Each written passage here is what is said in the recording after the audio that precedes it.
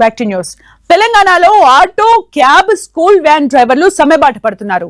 Auto, private రవాణా కార్మికుల సమస్యలను పరిష్కరించాలని డిమాండ్ చేస్తూ ఇవాళ అర్ధరాత్రి నుంచి రాష్ట్ర వ్యాప్తంగా ఆటోలు, స్కూల్ వ్యాన్లను నిరవధికంగా బంద్ చేయనున్నట్లు రాష్ట్ర ఆటో యాప్ ఆధారిత సంఘాల జేఏసీ ప్రకటించింది.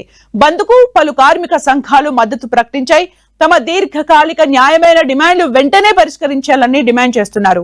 కేంద్ర రాష్ట్ర ప్రభుత్వాలపై ఒత్తిడి పెంచేందుకు కార్మిక సంఘాల ఐకాస ఆధ్వర్యంలో తలపెట్టిన ఈ డ్రైవర్ల నిరవధిక బంద్ను విజయవంతం చేసేందుకు కార్మిక లోకం కదిలి రావాలని పిలుపునిచ్చింది.